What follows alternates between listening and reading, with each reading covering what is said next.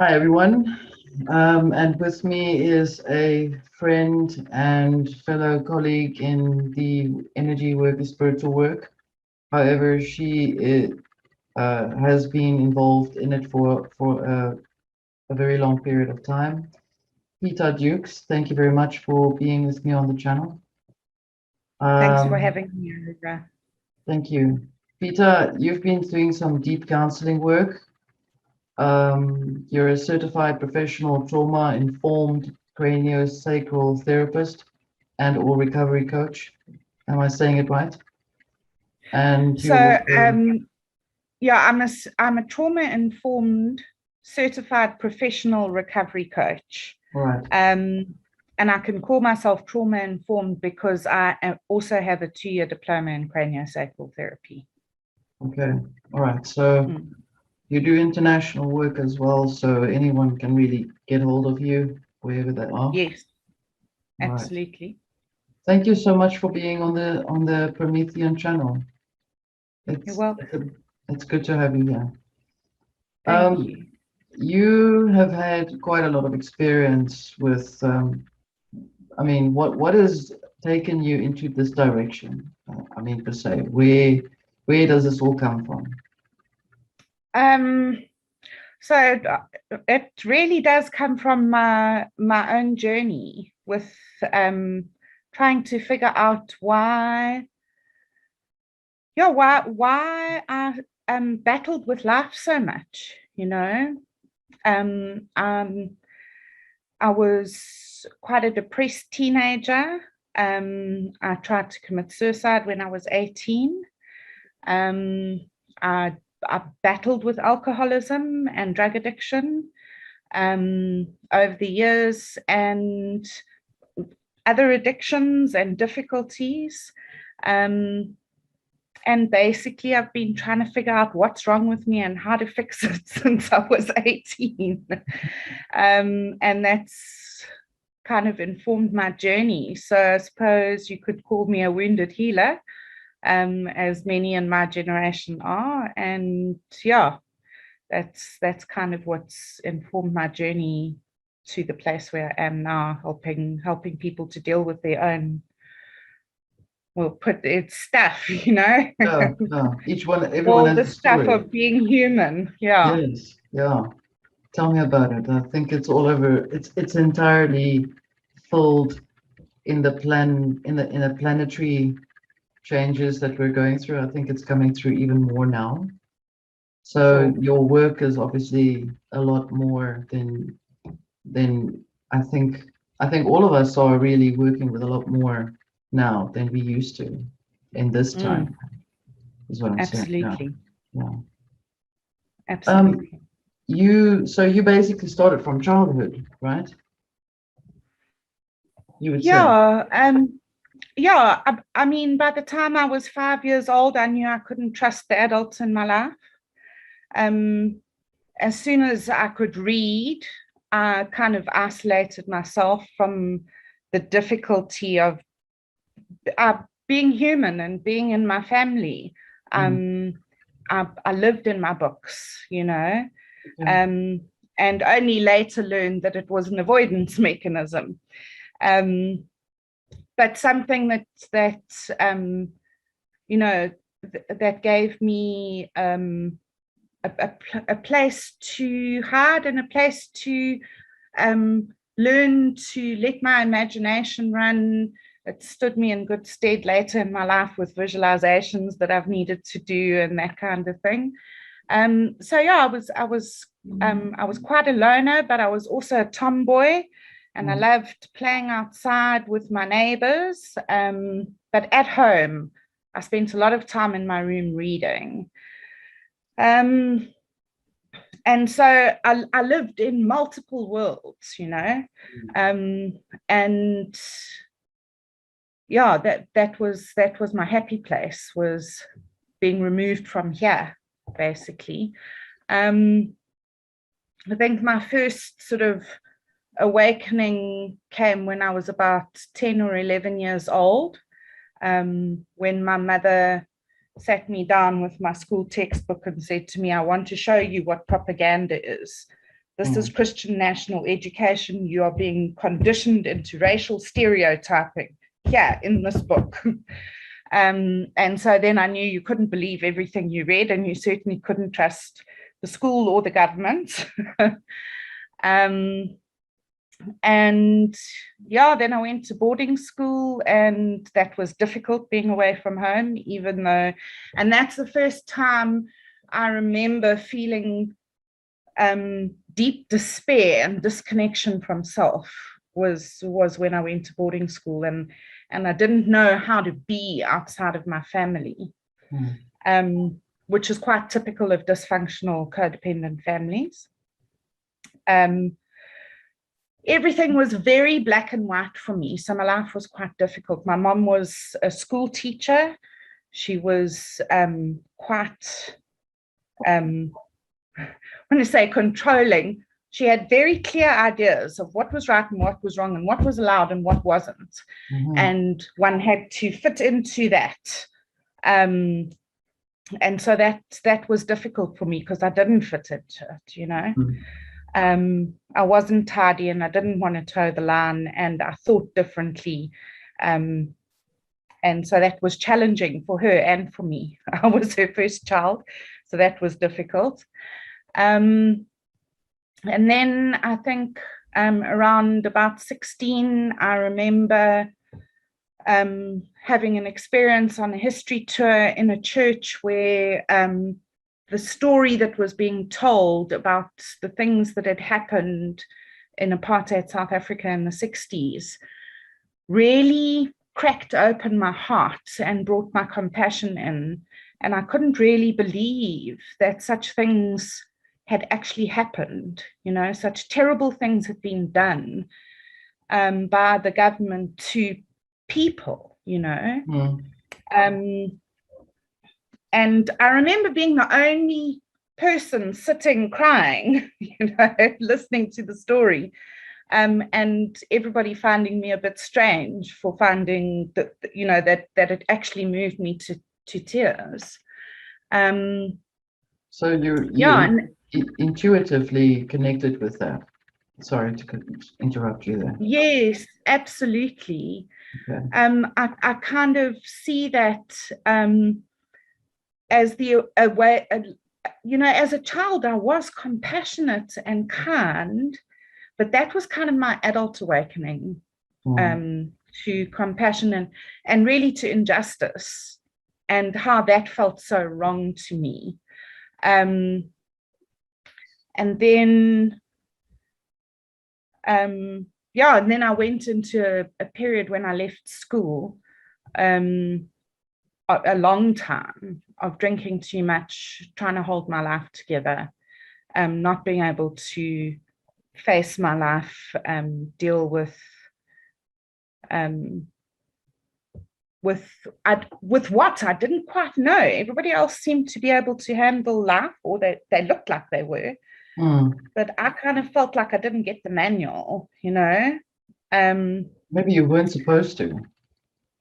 Maybe. Well, no, I'm fairly certain that I wasn't supposed to, that I was supposed to go through everything that I went through. Yeah, it's very shamanic, actually. It's very much shamanic. Yeah. Absolutely. And then sort of at about 27, I was working for Deloitte and Touche. I had almost completed my Bachelor of Accounting Science. And I remember sitting at my desk one day, just looking at this working paper file of accounting and all figures and everything, and tears just pouring down my face and not being able to stop crying. And my manager came past and saw what was happening and just quietly said, and you know, in those big corporate offices, you've got all these cubicles kind of, you know, in these big open plan offices. And she just stood next to my cubicle and she said to me, just pack your things and I'll walk with you to your car. And she walked me to my car and she said, you need to go and see a doctor. and sent me Well, because home. you're so connected, is that why? If you think about it now. Yeah, I mean, I couldn't stop crying, but I think that I was really crying about being shut up in this office in a cubicle with a computer, that I was expected to sit and do this work, and I couldn't do it. I didn't want to do it. I couldn't believe that this was going to be the rest of my life, and the tears just poured. Mm. And the doctor said that I was having a nervous breakdown, and booked me off work for 2 weeks and put me on antidepressants. And so I was off for 2 weeks, and I went back, and I just knew that it was over, basically. And 3 months later, I resigned. And I've never worked for corporates like again. I've done short contracts, but I've never actually like gone and actually contracted or like signed an employment contract with anybody ever again.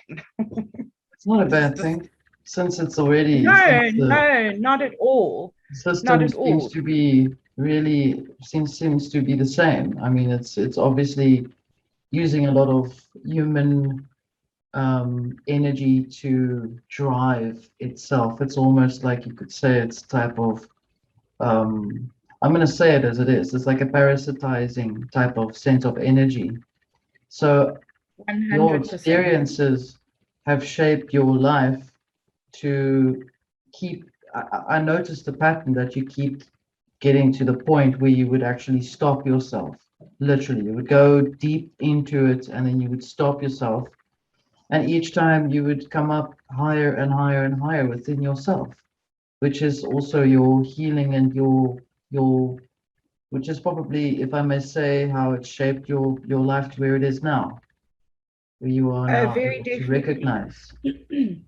Very definitely. And I remember just before that, when that incident when I was 27, I did a transformational workshop, and came into relationship with the idea that the world produces enough food to feed every single person on it a square meal every day, and yet we have companies dumping food for economic reasons. Yeah, well, dumping food in the ocean, and that was something that I hadn't sort of come into relationship with before. And that was really the start of my sort of adult conscious journey. Was that time. I'd say your adult conscious journey started when the day you came into the earth. The earth plane, if I could say, because okay. yeah, well, because you've had to deal as a child with adult issues. I mean, in relation to how you would relate to it and not. So sure, on a deeper spiritual level, you've definitely stepped into the adult shoes thing. You've had it quite a lot, right? Yeah. Yeah. So now you've noticed then what I wanted to bring to the table with you is that there seems to be a type of conditioning, like what you've explained where you were working in the corporate industry, that there is a deliberate, and we're not saying this against anyone who's working in the corporate industry at all. This is just in generally speaking. So I'm saying that I can see that there's the driving of the energy that really makes you have no time to connect with your spirit as such. So it basically hurts you on your soul level, so that your soul is almost injured at that point where it literally cannot make that connection to the spirit. 100%. Right. 100%. Okay, so now here you are, and you've had an amazing journey. I have an incredible journey. Yes, and we are still on It's this been journey. a hell of a ride. Yeah, you can say that again. We can play some AC/DC in the background. Um, so now, the work that you're doing, I'm sure you've had a lot of clients over the years where you've established some connection in terms of what people would come across or experience. Um, would you say that they are mostly, I mean, how would you, if I may ask, how would you address certain issues in certain people in conditions that we all have? I threw you in So, the deep end so here now. yeah, Sorry. sure. So my understanding, or the conclusions that I've come to, and many others have come to them as well, and I certainly haven't come to them by myself, but through all my study and my spiritual exploration, etc., I have come to the conclusion that the human journey is actually quite traumatic. Yeah. That arriving as a baby in this realm, where we have to figure this realm out, and it doesn't quite work the way we thought it was going to, and then we also have this human body that has a survival instinct in it. And as children, we have these, and this comes directly from Gabor Mate, and I must credit where credit is due, Dr. Gabor Mate, that as children, we have these two competing needs. One is to survive, and the other is the full, authentic expression of ourselves. Mm-hmm.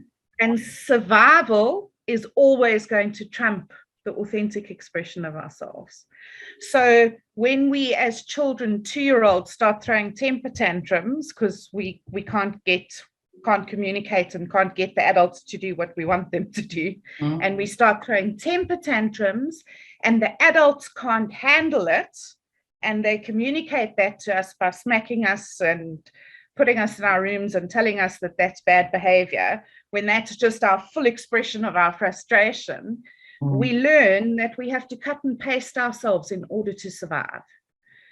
Subconsciously, the child knows that it cannot survive without the adults that are looking after it, whoever those primary caregivers are. So we shut down parts of ourselves in order to survive in our families. And that's the first trauma that we suffer. That who we are, the full authentic expression of ourselves, is not good enough. In fact, it can get us into a lot of trouble. And we start cut and pasting ourselves as a survival mechanism. And it works so well that we keep doing it all our lives, unless... So now what you just said reminds me very much of the situation in which humanity experiences life on the planet for the first time. So the human race as such, this is the same type of trauma, right? Exactly.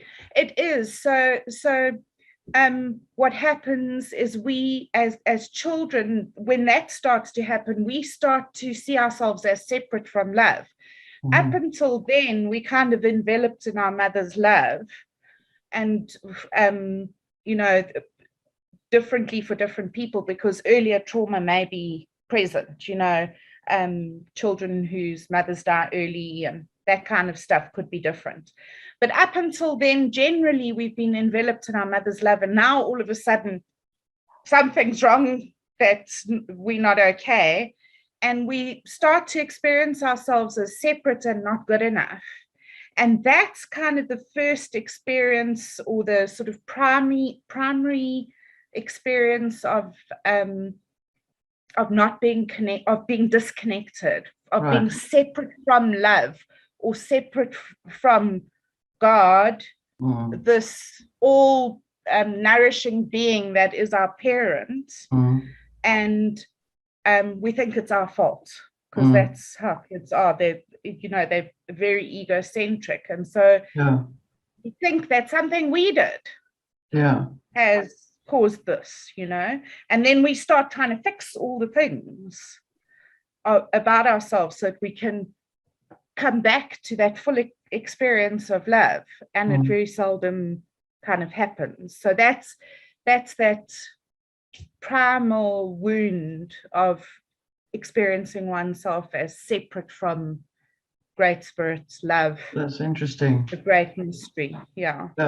It explains a lot about what I remember, well, I know of. I've made some notes to share with you when there was approximately 17,000 years ago an action to try and destroy the awareness of spirit first, and then they failed, and then they've done it in the same period, like exactly that many years later.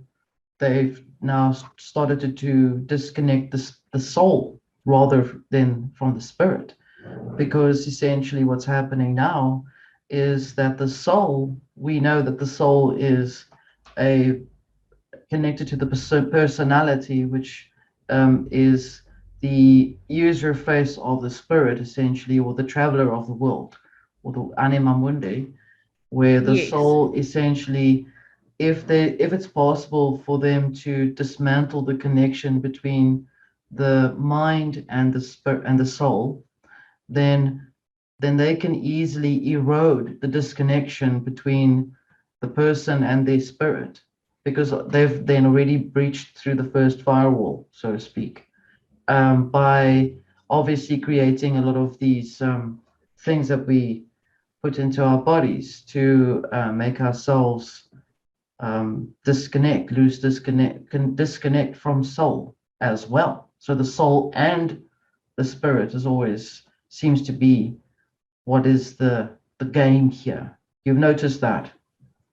Yeah, 100%. That everything in the system appears to be squeezing us more and more into a that the mind is the thing that's the most important. Yes.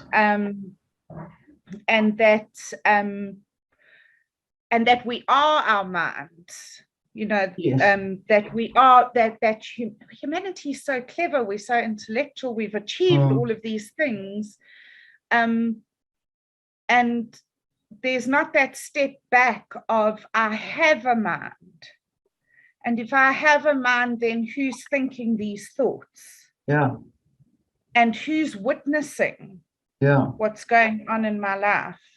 So we don't have space to do that step back, because everything's got so much more expensive. We all have to work. We all have to work 2 or 3 jobs to survive. And so there is no space to sit in a garden and wonder, oh, who's thinking that thought, Yes. And so I think that we have become progressively more and more and more pushed into the mental space, and the soul has little space to be experienced or to develop in any way.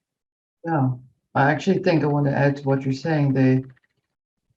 The soul, the world wanderer, or the is meant to be like the satellite or the moon of a planet, just like the spirit is a planet. The soul is the satellite of that planet. That's how I would see it. And what you're saying is 100%, or I've also noticed that the vision within the psyche leans you to only then depend on the mind. You become devoid of expression, and your needs are perhaps just primal as it is. But surely, so I think that that the even the trauma that we have experienced more and more of being disconnected from nature, etc., etc. So when one is highly traumatized, one becomes numb. Okay. And well, this has been my experience, is that I became numb. I could feel pain in sort of the fight or flight state, which I had become quite stuck in. And then one moves from there into overwhelm, and that's, the body actually numbs out because it's a pre-death state.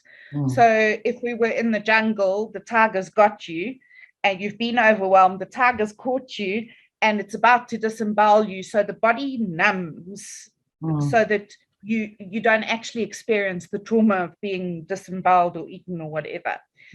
And even in our modern sort of crazy world that we live in, that response still lives in us. And so I experienced being completely numbed out and not being able to feel what was going on in my body. And that is a completely disconnected state. In actual fact, in that state, pre the tiger about to eat you, the soul leaves the body usually. Yeah. You know, so that really is a pre-death state, and a lot of people are living in that state because the more they keep us in a state of fear, and the more hopeless we feel and the more overwhelmed we feel, the more the body produces these chemicals that numb us out and disconnect us because it's too painful to feel. Makes so sense. yeah it's actually absolutely. like it's a chemical hormonal autonomic nervous system thing that's going on. And in actual fact, we can learn what states we're in and how to deal with them. Tricks and tools of how to deal with that stuff, how to identify what state we're in and bring ourselves out of it so that we can learn to move between the states, which we're supposed to be able to do fairly easily. Yeah, and this is where you come in. You do this work with people. That's the work I do. Yeah. Okay. Yeah, and you know, I've learned a lot of tools over the years, you know, but it all just sort of finally came together in the last 3 or 4 years, like everything that I've learned over the years in the crania and in my Buddhist study and all the self-help books I've read and all the things I've done. And the workshops I've run and all of those things, that it all sort of crystallized together. And then I found this recovery coaching modality, which has given me the vehicle I finally needed to bring all my learning to one place that I can actually work with somebody and help them. Because one of the most important things that I learned in Cranio and in the recovery coaching is that the body and the body-mind is an incredibly intelligent thing that's been put together. We actually know how to heal ourselves if we can learn to listen to ourselves. And so my job as a coach is to help people find the answers for themselves. I can be a second set of eyes, and I know, and I can ask questions that can help people come to their own solutions, because I can't know. I haven't lived in their bodies and been through all their experiences, and there's no way they can relate everything to me. So the answer lies with the client, and I've been trained in how to ask those questions. And obviously, with all the years of work with all sorts of different people, I've developed an intuition around. But the amazing thing is when I can say, I can ask somebody, well, is it this or is it that? And then they can say, no, it's neither of those two things. Actually, it's more like this. And then we can collaboratively work on finding the threads. It's almost like a kind of forensic work that you're doing, if I could use that word. It is exactly that. So the music, tell me about the music. I'm curious. You've got music on your channel. You play piano. Yes. So also when I was about 10, I think the piano arrived in our home. It belonged to my great grandmother. Mm. Actually, she was my step grand's mom, yeah. So she was my great grandmother, but Hmm. step. And when she died, and the piano came off the farm from the Free State, it went via one or two family members and eventually landed in our house. And I played the piano ever since then, except Hmm. for well, a 25-year break, from when I left school and I didn't actually have a home to put a piano in. Hmm. And then about 12 or 13 years ago, my mom decided that I was now stable enough to have the piano.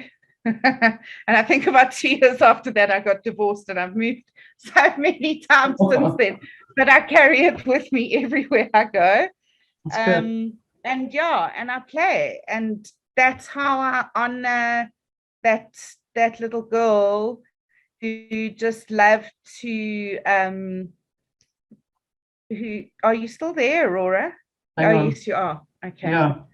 I think you got Um lost in your, there was a freeze, but it's okay.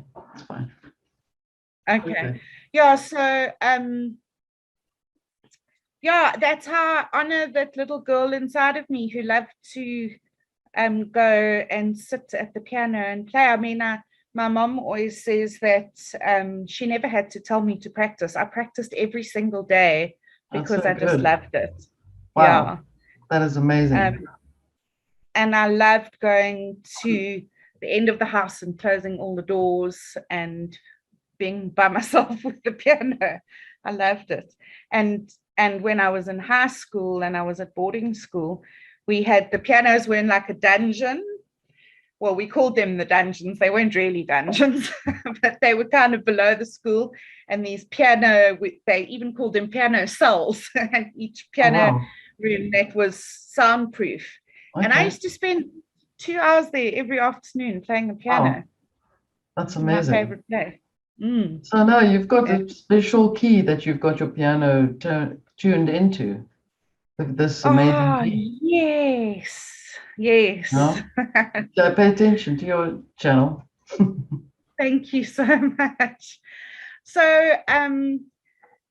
yeah, so some years ago, about 8 years ago, I started to hear about um, the 432 frequency.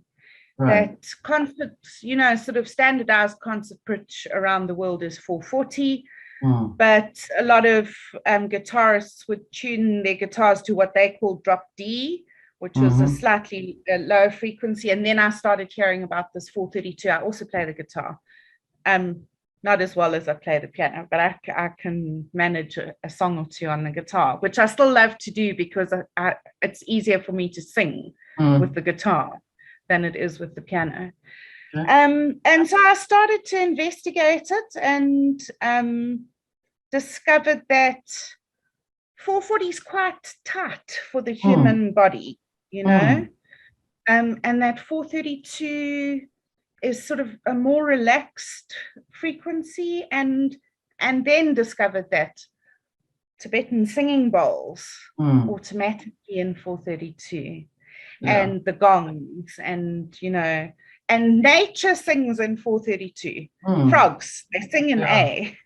Yeah. And that the whole of nature is in 432. And then I asked my piano tuner about 6 years ago if he could tune my piano to 432, and he was quite a curmudgeonly old guy, and he was just like, no, it's too hard. Mm. I was like, really, are you sure? No, you can't do it, it's just too hard for pianos. Like, okay. And I kind of gave up on it, and then he died. Oh. and I got a new piano tuner about 3 years ago. And then in February this year, I was, and I just assumed that it was too hard because Jimmy said it was too hard. And then I just thought, sure, maybe I'll just ask Lloyd. And I said to him, and he tuned to 432. He said, yeah, sure, no problem. I said to him, do you know what I mean? Like, you're going to have to retune every string. He said, yeah, no problem. I've tuned other pianos, old pianos, and ones with rusty strings that might snap. I tuned them to 435. So I said to him, well, I wanted exactly 432. Can you do that? Like, not 432 or 435, but 432. He said, yeah, I'll show you on my machine. Can do it to 432. And he came and he retuned my piano, and it like revolutionized my life. And then he said to me, how did you pick that specific frequency? He had no idea. He said, because it's a perfect frequency for your piano. My piano just sounds so warm. It used to sound very tinny, you know. And now it sounds so warm. And it's about 160 years old. Wow. So I do think it was probably made for you know, a similar frequency, and it sounds so warm now, and now I bathe myself in healing frequency whenever I play brilliant. the piano. That's brilliant. If everyone goes to your channel, I'll put your link in the description to actually go and listen to Peter's music, you guys, to actually hear the authentic tones, the way you should be hearing it. There's some awesome music on there. So please, everyone, just go and have a look there and subscribe. So I just wanted to drop that for you there. Thanks, Aurora. So Peter, where are we going from here onwards? We have a grand plan on an energetic and spiritual level. The grand plan pans itself out into this reality, literally through each and every one of us, like piano strings, right? How do we, your opinion, I always ask everyone, what would you feel, how would we go forward from now on? What is your thought? What do you think, top of your head? I think we have to put love first. That's what I think. That if each of us in our lives puts love first, and you know, I don't know if you remember some years ago, there were these like bracelets that people had that said, what would Jesus do, you know? Oh yeah. And I started asking myself, what would love do? Okay. Same thing, really, you know. And in each situation, that's the question I ask myself. Who do I wish to be in relationship to this now? Because, you know, our patterns keep coming up, and we sort of at different places in this upward spiral of life. Who do I wish to be in relationship to this now, and what would love do? And I think if we each would ask ourselves those questions, and I think we need to connect more with nature. You know, people, well, with ourselves actually, because like we forget we are nature. Our nature. You know? Yes. We are nature. We live on this planet. She nourishes us. You know, she grows the food that we eat, that we breathe. We are a symbiotic system, all of us together. Yes. And I think that we need to remember that we are nature. Yes. And the nature of the self,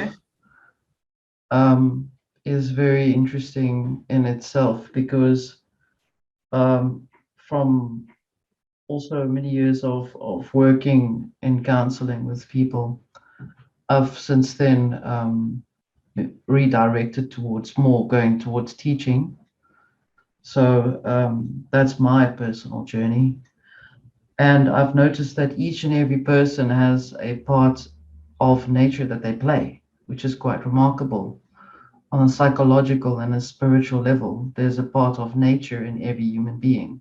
They literally present, or people literally present, an archetype of nature, whether Mm, it's predatory or whether it's victim, whether it's prey, whether it's doesn't matter what it is. There's always a part of nature in humans.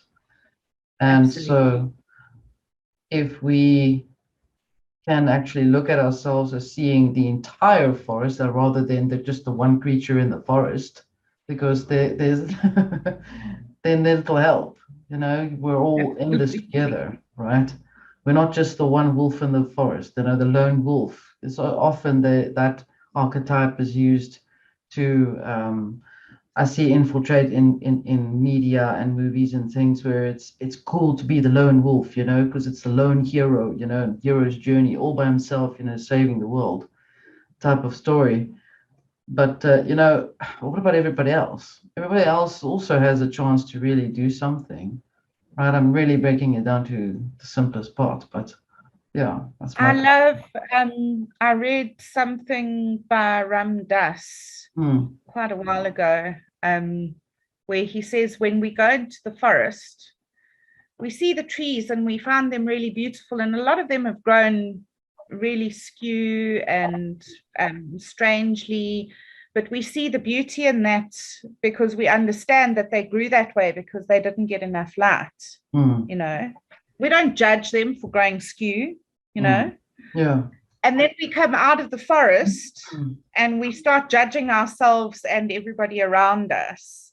And he said he would like it if everybody would, or he said, I need to practice turning people into trees, turning everybody and seeing them as a tree that grew a bit skew and appreciating the beauty of that skewness Yeah. instead of judging it as wrong, you know. Yeah. And I Yeah. think if we could, I try to practice that, turning people into trees.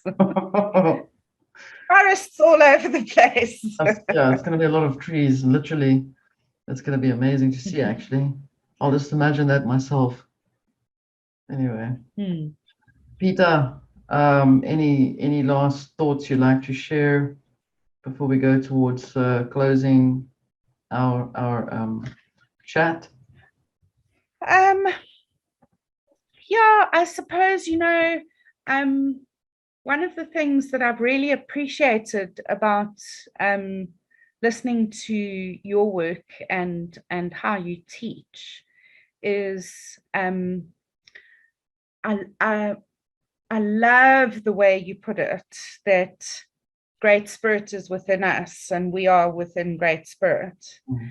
Um, and I like to see the work that because there were many years where I couldn't feel great spirit within me or feel that I was within great spirit. I was deeply Mm. disconnected from that possibility. Mm. And all the work I've done over the years has removed the blockages to, getting rid of my shame and guilt over all the things that have happened and all the ways in which I've perceived and judged myself.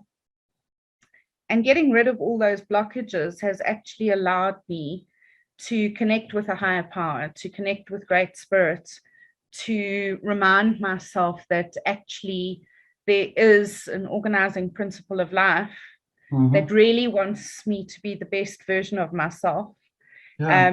and is supporting me in that every moment if I can be open to it. And I suppose that for me is the end goal of doing trauma work and sort of this forensic work of finding out where the blocks are and Mm. doing them one tiny little thread at a time, um, so that I can feel connected again, Mm. and I can actually experience being within great spirit and that great spirit is within me, and yeah, that that I think is a privilege to be able to do that work. And I Mhm. yeah, I absolutely love the way you put that across. Thank It's you. it's settled so deeply into my heart, like a truth I've been looking for many years. And I really like the way you explain it, and it resonates with me very deeply. Thank you. I appreciate that. We're definitely going to be doing a lot more chats if you're up for it. Sure, Over time. absolutely. If anyone wants to get hold of you, they can contact you on your website, and also I'll put your email address in the link. Sure. Okay. Email address also on my website. Yeah. All right. Excellent. Thank you. PeterDukesCoaching.co.za. Thank you. I'll put you. I will put. If anyone needs to know where Peter is, if you didn't see the link in here, if you go to my website, Peter will also be there along with all the other people that are part of the counselors on board. These are people that it's not for me, but we are all working together. So we're all working with each other. So this is my contribution to raise the banner for you guys, for all of us. So yeah, thank you very much for coming on here. Appreciate your work for giving that me the space. Thank you. It's there is a lot more for us to cover. So we will definitely make another connection soon. Thank you. Thank you so much. Appreciate Thank you, that. Aurora. Okay. Bye. Bye.